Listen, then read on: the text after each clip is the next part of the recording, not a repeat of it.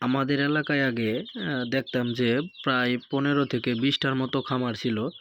আর প্রত্যেকটা খামারই ছিল মূলত ব্রয়লার মুরগির খামার।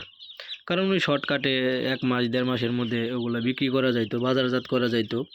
এই জন্য শুধু সবাই ব্রয়লার মুরগি পালন করতো বেশি।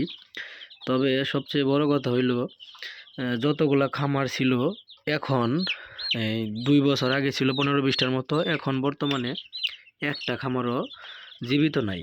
মানে সবগুলা খামারই এখন বন্ধ হয়ে গেছে। কারণ প্রত্যেকটা খামারই লস করছে।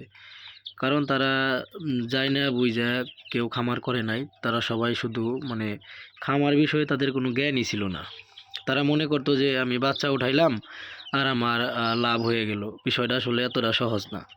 আপনি যদি ম্যানেজমেন্ট বিষয়ে সঠিক তথ্য না জানেন, তাহলে আপনি খামার সেক্টরে এসে কখনোই লাভবান হতে পারবেন না। কারণ এখানে আপনার অনেক কিছু জানার আছে, বোঝার আছে। সব কিছু যদি আপনি বুঝতে পারেন, তাহলে আপনার ওই ব্রয়লার মুরগিতেও লাভ করা সম্ভব, অন্যান্য মুরগিতেও আপনার লাভ করা সম্ভব।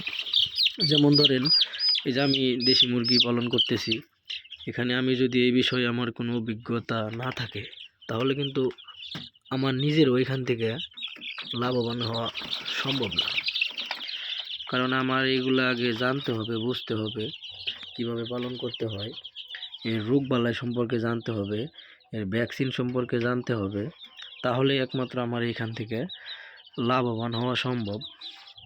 তা না হলে ওই সব খামারির মতো আমারও ঝরে পড়তে হইব। এগুলো আগে আগে বুঝতে হবে, ম্যানেজমেন্ট সম্পর্কে জানতে হবে, তারপরে মূলত খামার করতে হবে।